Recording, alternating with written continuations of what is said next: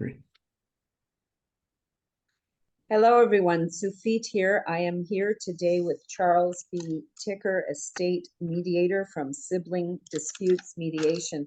So I have a question for you, Charles. In your vast experience, both as an estate litigator and now as a mediator, do you find that litigants or that siblings are surprised by what they find in a parent's will? Well, sometimes, yes. Um, Siblings quite often have an expectation of what they're going to inherit or how much they're going to inherit. And when it turns out that the will is not what they expected, obviously they're surprised and disappointed, and maybe disappointed enough to start a will challenge. So yes, surprise is a factor. And it's because a lot of families just don't discuss their estate planning while they're alive with their children, which, I think is a mistake. And so how do they read that surprise? So let's say a litigant or a sibling sees that more is left to a sibling or more isn't left to him or her. Do they register that surprise as, I guess mom didn't love me, or like how is that interpreted, and how does that fuel estate disputes and maybe mediation? Well, you're quite correct. It's like Tommy Smothers always used to say to his brother, "Mom always loved you best," and this is what happens if siblings are not treated equally in the will.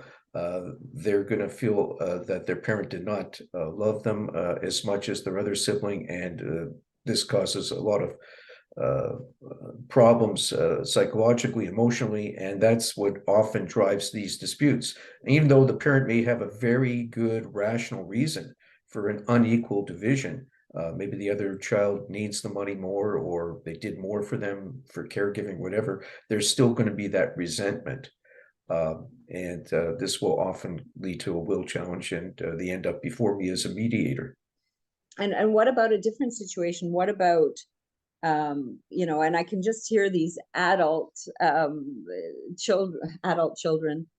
They're always children, no matter what their age, they're always children.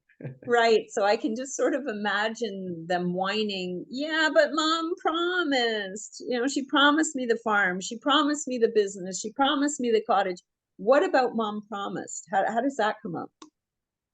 Well, broken promises can lead to will challenges and estate disputes, particularly if the person to whom the promise was made, like you said, mom or dad promised me the farm, and if that sibling worked the farm for many years, and for little pay, with the expectation that one day they would inherit the farm, and they've suffered a detriment, and the parent or the estate has had a benefit because of the labor of the child, and the parent doesn't follow through in the will. There's many cases that are reported where the sibling will start a lawsuit using doctrine like promissory estoppel, saying that this is not just a gratuitous promise. I had a good reason to expect that you would follow through that promise. So yeah, that's a very common scenario, and I've seen that several times in cases I've mediated.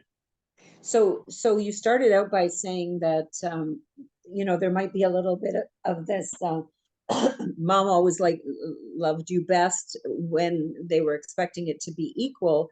And now what you're talking about is kind of the opposite, that maybe a sibling is expecting it to be unequal, and it turns out no, that it was left equally. So that's right. Am I correct in what you're saying, that yes. Whether it's equal or unequal, there could be problems either way? Either way, you could have a problem. Equal does not, as I read in my book, wrote in my book, equal does not necessarily translate to equitable. So even an equal division can lead to problems if one child had this expectation of this promise that was made over the years, provided they could prove it, or they've done more for the parent, or they feel they have a greater need. Example is if you have two children, and Bob and Sally, and Sally's been working in the widget business with dad all dad's life, and the business when dad dies is worth $1 million. So dad says, I'm going to leave Sally the business. It's worth $1 million. I'm going to leave Bob $1 million cash to make it equal. Well, Sally's going to say, how's this equal? This business, I earned it. I worked my butt off. How come my brother gets a gift? He didn't do anything. So there's an example of an estate plan that's probably going to cause problems and end up before a mediator because the parent did not think it through. So equal does not necessarily make it fair in the eyes of the child and may still cause a problem. All right, so equal, not fair, unequal, not fair. Can mediation help with this? Mediation, the whole point of mediation is to get people to resolve their differences, and you can do things in mediation that a court can't do. So people come in and say, this is not fair, it's not fair. You hear this all the time. Well, depending on which jurisdiction you're in, fairness is not really something that a court's going to look at. In some provinces like British Columbia and some other jurisdictions, that may be a factor, but certainly in the jurisdiction where I practice, it's not a matter of what's fair. It's just whether or not it's an enforceable will, and whether or not the gifts in the will are valid, or whether there was another promise made. But at the mediation, you have to deal with this and get past all this emotion, because what's driving the dispute is the sense that I wasn't treated fairly. Right. And it's basically helping the litigants understand that, well, life isn't always fair, and what are you looking at if you don't settle and you go to court and you lose? That's really going to be unfair, isn't it? So unfortunately, our system is not about fairness. It's about learning to learning how to resolve the dispute and moving on with your life. Right. In a way that, I've heard you say in other interviews that if everybody's equally, what were you saying about that? If everybody's equally unpleased? Well, I always say it in my opening remarks, a fair settlement is one where everyone's somewhat unhappy, okay? Because you can't get everything. You can't always get what you want, like Mick Jagger says.